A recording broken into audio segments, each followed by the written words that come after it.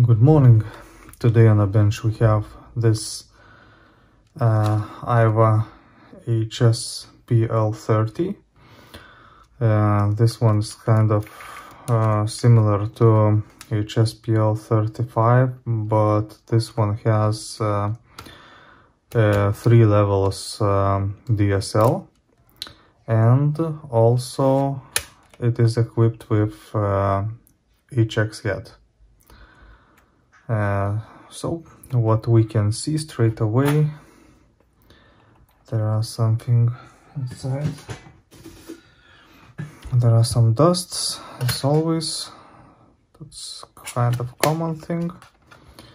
And of course this one is also from Japanese special. Okay, let's remove this one. Maybe let's try it. So let's grab some headphones.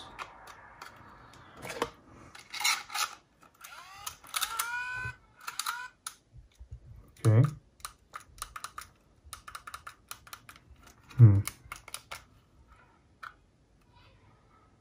Okay, remote is off. Absolutely no reaction to buttons. Yeah, absolutely no reaction. Okay, so in this case, let's go straight away to repair process. So let's start.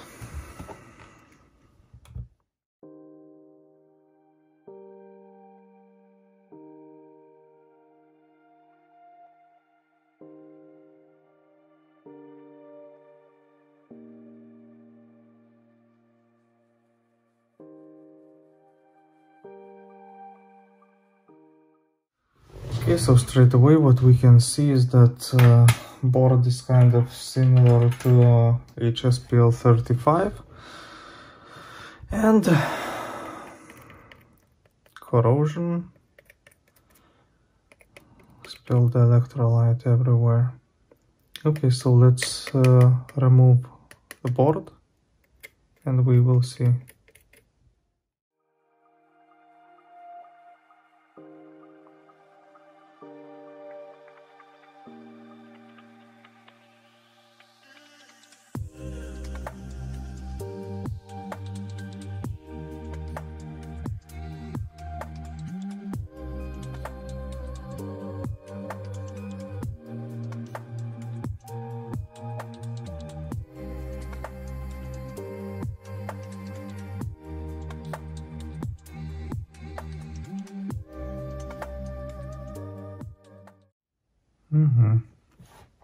Okay, so straight away,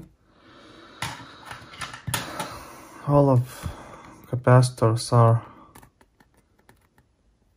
failed and spilled their guts and spilled their electrolyte everywhere. So let's remove them and then let's clean the board. Do the deep cleaning, and after that we will solder new capacitors in. So right now I'm just gonna do this off camera because you've seen that procedure lots of times. Yeah. Okay, so till then. Okay, so that's how it looks after removing capacitors.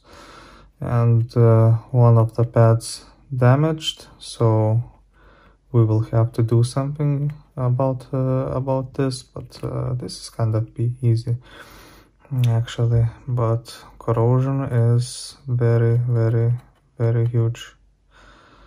Okay, so right now I'm gonna just go outside and do deep cleaning, and just look at that. Solder just goes in parts. That's a very huge corrosion.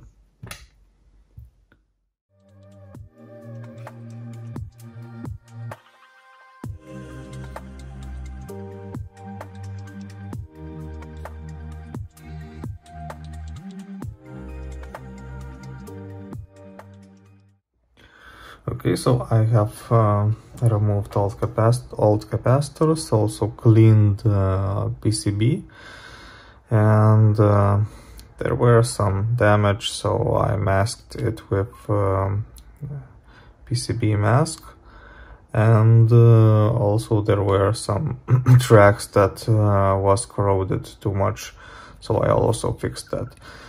Regarding this pad, I will just scratch a bit and solder that capacitor a bit sideways, and as I have seen, there are space for this procedure, so I will do just that. So right now I'm just gonna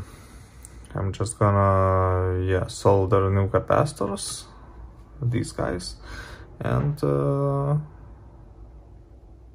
then we will proceed with the transport service. So till then.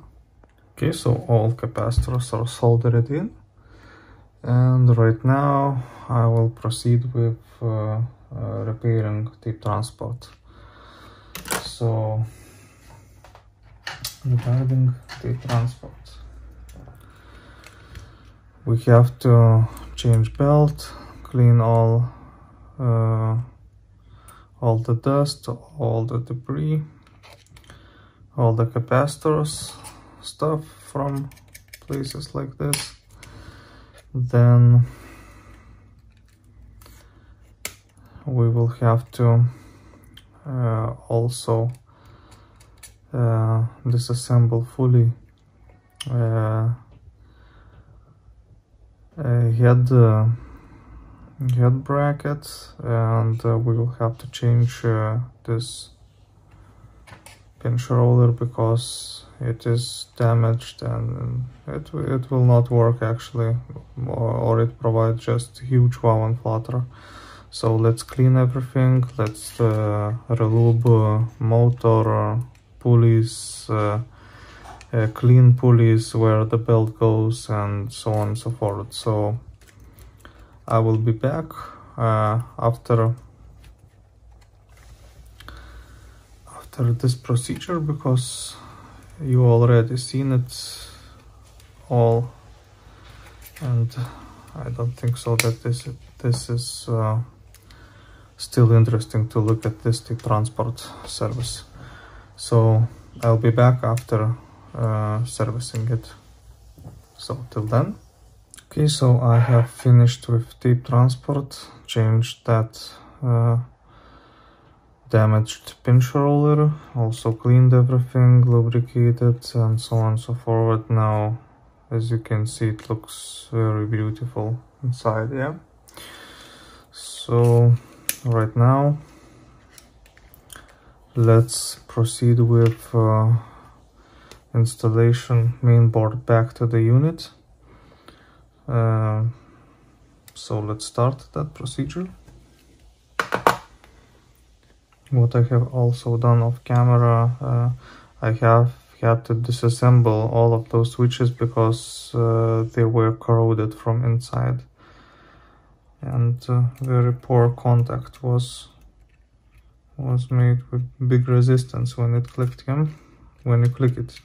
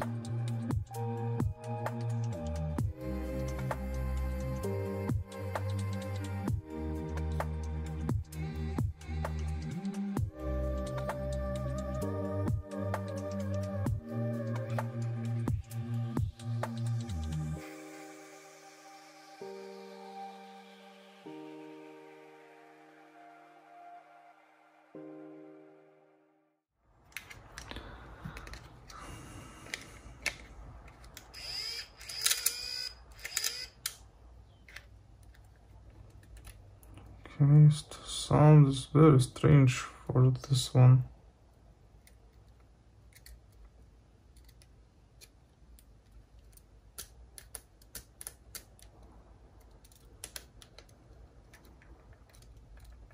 And it still doesn't react to any button. Nothing from the buttons, it just doesn't react, so let me investigate what's going on right here. Look at that remote switch. There should be somewhere contacts. I think we will just replace it, because right here also should be contacts, but everything is so hardly corroded that it is impossible to revive that part. So I'm gonna use just new one. So till then. Okay, so I have found that issue regarding that playback problem. So first of all, I needed to change motor, because that motor had some internal damage, and that's why it sounded very bad. Another thing, those muting transistors were also damaged a bit too much by that electrolyte, yeah. So I had to change both of those. Another thing, I have found out some more broken traces, not more, but just the one. And I think, yeah, that one was like over here. And after all of those drops, now the device plays. And plays nice. Yes, so because of that, now we just gonna assemble device, and then we'll set tape speed, Dolby levels, azimuth, and we will test it. Okay, so till then. Okay, so let's check tape speed, and also one flutter.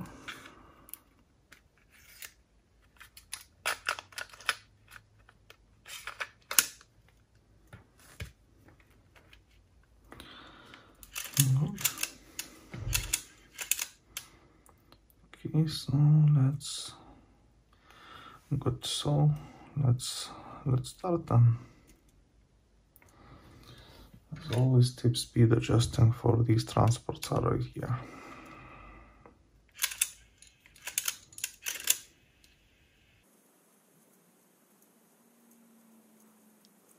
Wow, very great numbers.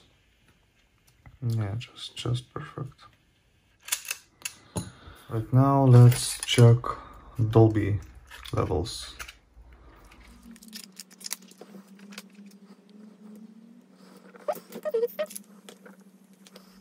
Okay, so Dolby levels: ground, left, right. Okay, so first of all, left channel.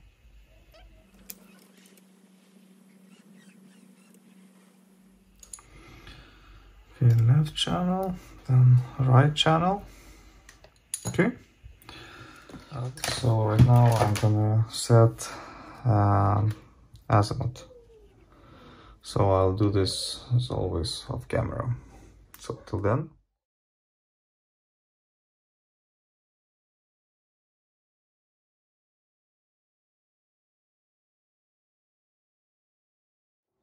Okay, so azimuth is checked and then set to correct one. Now let's fully assemble the device.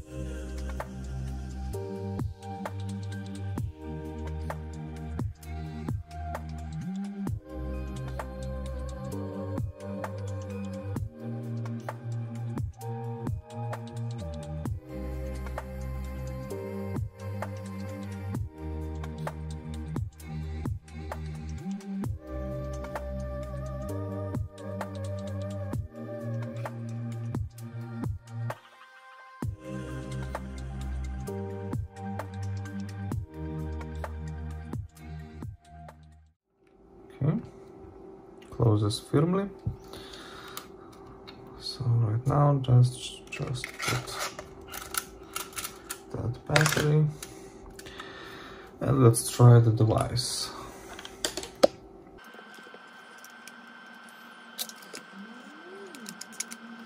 Okay, normal, no, okay.